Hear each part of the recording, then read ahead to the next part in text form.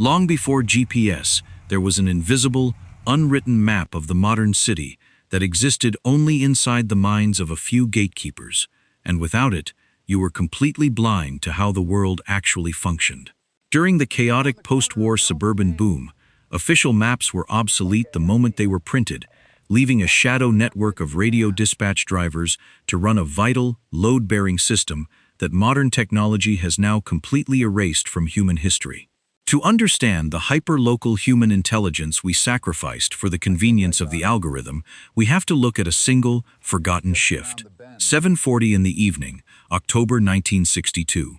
A dispatch driver on the residential night shift, call sign Car 14, working the outer, newly built subdivisions on the edge of a mid-sized American city, the kind of place where the sidewalks stopped 2 blocks past the last streetlight, took a radio call for a house on a cul-de-sac he'd been to twice before.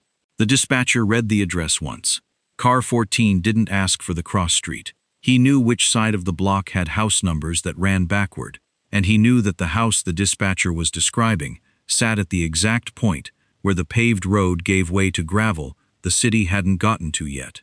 What he didn't know yet was who was calling, or why.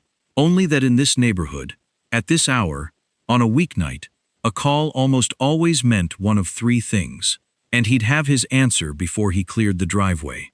The dispatcher's voice cut through a burst of static that was standard for the hour, clean from the base station, thin and clipped from 3 miles out. Car 14 didn't need it any clearer. Somebody had called a residential dispatch company from a rotary phone in a kitchen or a front hallway, given an address, and gone back to whatever they were doing until headlights showed up outside. That was the whole transaction, on the customer's end. On the driver's end, it was almost always a woman heading to a hospital corridor to see a husband or a mother through visiting hours, an older couple going to a Tuesday dinner they'd been having with the same friends for a decade, or somebody's teenage daughter needing a ride to a friend's house because there wasn't a second car in that family yet. Car 14 pulled out of the strip mall parking lot, where the dispatch office rented a second-floor room, turned onto the arterial road, and started the count, running house numbers backward in his head before he'd covered a mile. He knew this development. He'd known it since it was still surveyor's stakes and mud. What he didn't know, pulling up to the address with the porch light on, and no one visible yet through the screen door, was what this particular Tuesday night call actually was, and whether the 11 minutes it had taken the dispatcher to find him a car this far out had mattered to whoever was waiting inside. But what had those 11 minutes actually cost whoever was waiting behind that screen door? And what did Car 14 already know about this call, before he'd even shut off the engine, that the dispatcher 3 miles away did not? What Car 14 knew before he'd shut off the engine was nothing supernatural, just the accumulated pattern of a few hundred nights on the same routes. This development, this hour, this day of the week, produced this kind of call far more often than any other kind. That knowledge lived entirely in the driver. It had nowhere else to live. Nothing about it existed on the dispatcher's board, in the company's records, or in the car itself. The car itself was the plainer part of the story. A residential dispatch driver in this period was almost never driving anything built specifically to be a cab.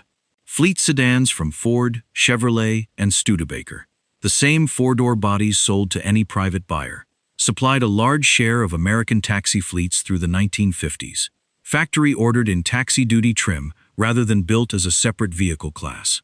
What actually turned an ordinary sedan into a dispatch car was 2 pieces of equipment bolted onto it afterward: a mobile 2-way radio unit under the dash and a whip antenna on the roof or fender, tuned to the company's base frequency. The 2-way radio itself arrived in the taxi trade only in the years right after the Second World War, replacing the taxi stand call box, and it was that piece of equipment, not any badge or paint scheme, that separated a dispatch-capable cab from a street-hail one. A car without the radio simply couldn't take a residential call. A car with it could take one from 3 miles away, off a road most of the company's own drivers hadn't been down yet that week. Before we go further, if this kind of documentation matters to you, consider subscribing. Every video here goes into one specific aspect of American cab culture: the vehicle, the shift, the dispatch, and the specific knowledge of the driver who knew their part of the city in a way no app has replicated. And if you, a parent or a grandparent, drove for a residential telephone and radio dispatch company in the 1950s, 60s, or 70s, leave it in the comments. What city, what company, and what do you remember about how the calls actually came in? A future video traces what happened on the dispatcher's side of that same radio. The zone board, the queue, and the specific skill of matching a handful of cars to calls no computer was doing yet. Back to the cab. The radio in car 14's dash didn't tell him anything about the cul-de-sac or the gravel road past the pavement. It only told him there was a call and where. Everything after that, the count of house numbers, the read on what a Tuesday night call from this development usually meant, came from somewhere the radio had no access to at all. Which raises the next question. What was that knowledge actually made of? And how long did it take a driver to build it? Building that knowledge started with the roads, not the customers. A new residential dispatch driver's first weeks were almost entirely about the physical layout of a service area that, unlike a downtown grid, rarely followed any consistent pattern. Downtown blocks in an American city in this period were numbered and laid out with some logic a driver could learn once and apply everywhere. A post-war subdivision was not. Streets curved to follow old farm boundaries or a developer's cul-de-sac plan. House numbers sometimes ran backward from what a driver expected. A paved road might turn to gravel or simply stop at the edge of what the developer had finished building that year. None of that was on any map the dispatch office kept. It existed only in the driver who had driven it enough times to know it without thinking. The dispatcher's role, on the other side of the radio, was its own specific kind of knowledge, but a narrower one. An experienced dispatcher in a residential service typically worked from a physical board, a zone map with magnetic pegs representing which cars were where, moved by hand as radio calls came in and were cleared. That board told the dispatcher which car was closest to a new call in a general sense. It did not tell the dispatcher that the address just given was the third house past where the pavement ended, or that this particular street had two houses with the same number on different blocks because of how the subdivision had been platted in two phases a decade apart. That information lived only in whichever driver had been out this way enough times to have absorbed it. This is where the residential dispatch driver's knowledge diverged from what a downtown street hail driver needed. The downtown driver's expertise was about traffic patterns, one-way streets, and where the fares stood at a given hour. The residential driver's expertise was almost entirely about the physical terrain itself, which cul-de-sacs looped back on themselves, which addresses the post office and the dispatch board disagreed about, which subdivision streets changed names twice in 3 blocks because 3 different developers had built it in 3 different years.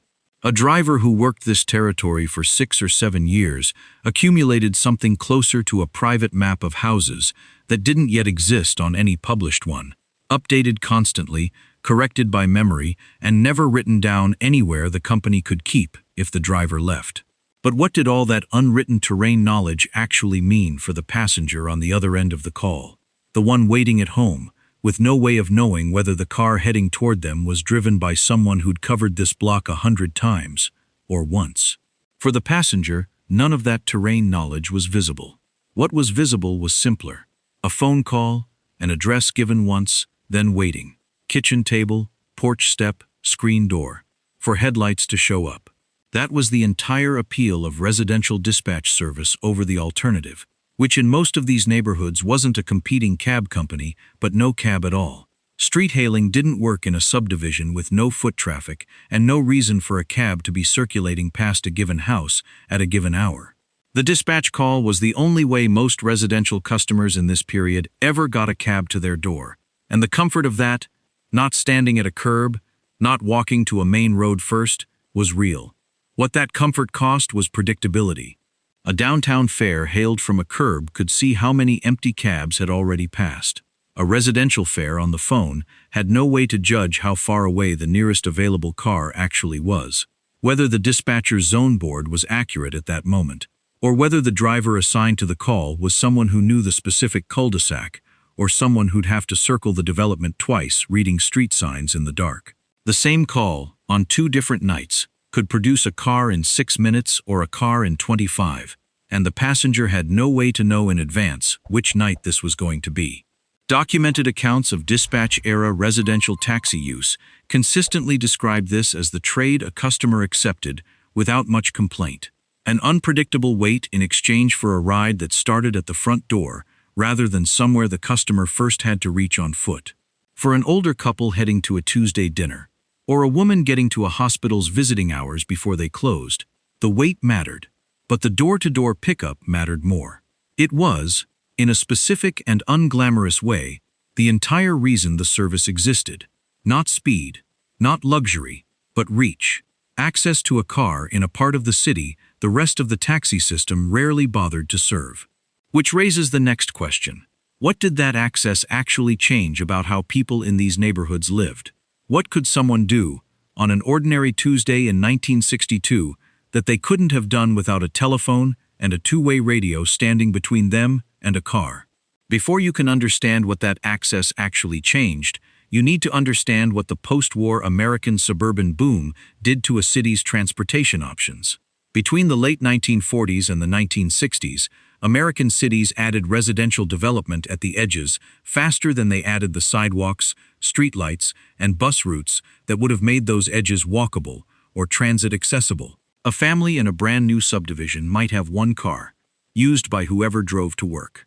Everyone else in that household, the wife without her own car, the teenager not yet old enough to drive, the older relative who no longer drove at all, had, in a great many of these developments, exactly one way to get anywhere without waiting for the car to come home: the telephone and the radio-dispatched cab.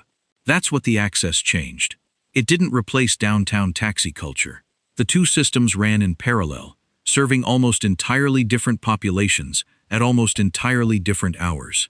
Downtown street hail traffic peaked with the workday, the morning rush, the lunch hour, the evening commute home. Residential dispatch traffic ran on a different clock almost entirely.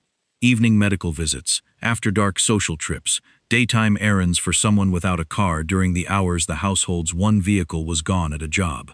A residential dispatch company's busiest hour of the week might be Tuesday or Wednesday evening, not Friday rush hour, because that's when the specific population it served actually needed to move. This was, in its own unglamorous way, a second taxi system operating underneath the more visible one, invisible to the downtown fare, invisible to the driver who'd never worked outside the core, but structurally load-bearing for a specific kind of urban and suburban life that had no other option. It ran on a telephone, a two-way radio, and a driver's private map of streets the city hadn't finished building. And like the downtown system, it had a ceiling, a limit to how much of that reach a company with a handful of radio-equipped cars could actually cover. What was that ceiling exactly? And what happened to the resident whose call arrived on the wrong side of it? The ceiling was mostly a matter of radio physics and fleet size, and both worked against the residential customer in the same direction. A base station's transmitter could usually cover its whole service area cleanly, but a car radio 3 or 4 miles out, especially past a hill or a stand of trees the subdivision's developer hadn't cleared yet, came back thin, clipped, sometimes unreadable, the kind of static car 14 heard as simply normal for the hour, because it was. A call given through that static could turn one house number into another, one street name into a similar-sounding 1-2 developments over, and there was no way for a dispatcher working from a zone board and a voice on a crackling channel to catch that error until a driver was already circling the wrong cul-de-sac. Fleet size compounded the problem.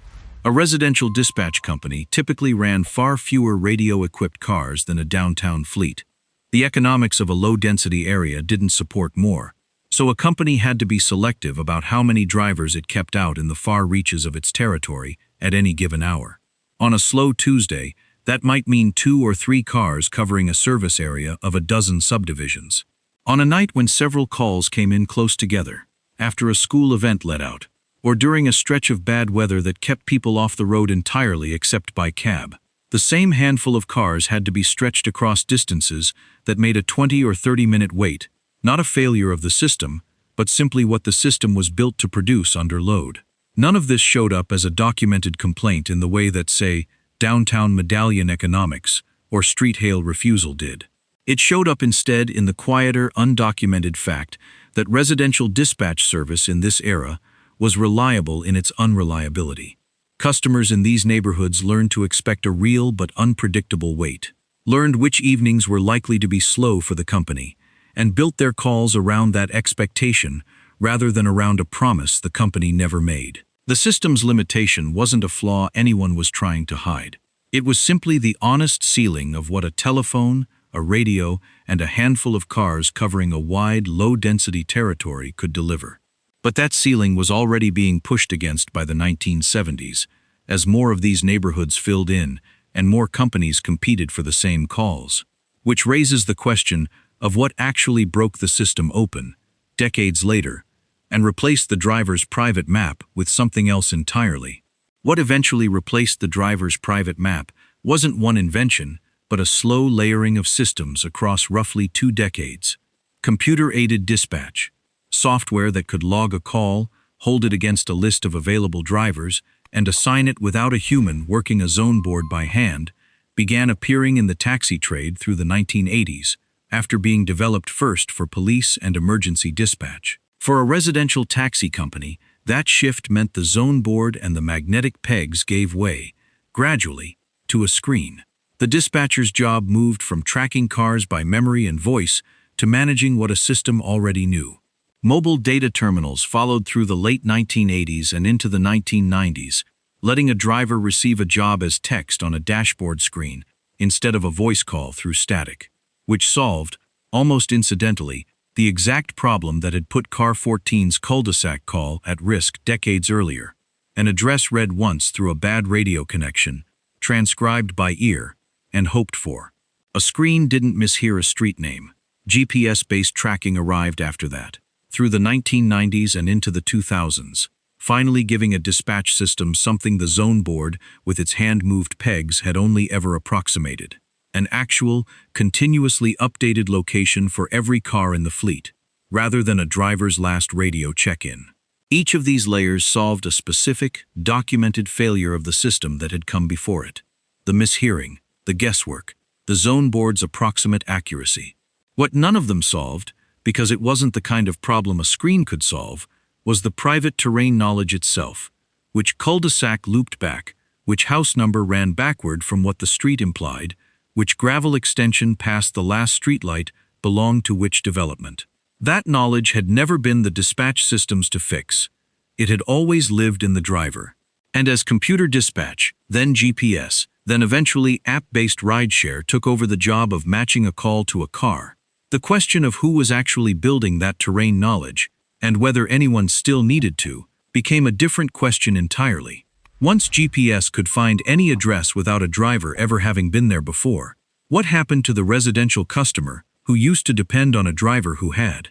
What happened was, in a narrow technical sense, an improvement, and in a broader sense, a trade. GPS-guided dispatch, and the rideshare apps that followed it, could locate any address in any subdivision with no accumulated local knowledge required at all. A driver working a residential call for the first time in their life could arrive at the correct cul-de-sac as reliably as a driver who'd worked the territory for a decade. The specific vulnerability that had defined residential dispatch service for 30 years, the mishearing, the wrong development, the 20-minute wait while a car circled looking for a street sign, was, in the most literal sense, solved. What went with that solution was the thing the old system had actually been built on without anyone designing it that way: a driver's private, accumulated, unwritten map of a territory too irregular and too recently built for any official map to keep up with. That map had never existed on the dispatcher's board, in the company's files, or anywhere outside the driver who'd built it, call by call, year by year. When computer dispatch, then GPS, then an app replaced the need for that map, the map didn't get preserved or digitized. It simply stopped being necessary, and the drivers who had spent years building it retired, or moved on, or kept driving under a system that no longer asked them to know the territory the way the old one had required. If this channel is worth subscribing to, that's how you tell us. What a residential dispatch driver knew about a neighborhood.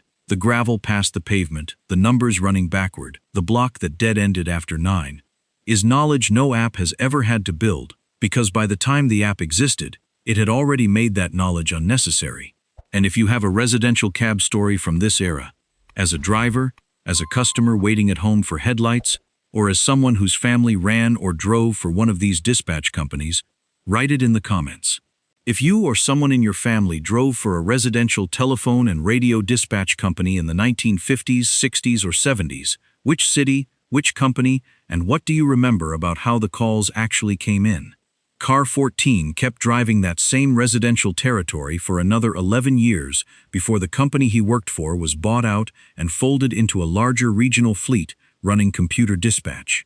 The zone board with its magnetic pegs went into a storage room and, eventually, out with the rest of the office's old furniture. What the new dispatch system's records showed after the buyout: call volume, average response time, driver assignments by shift.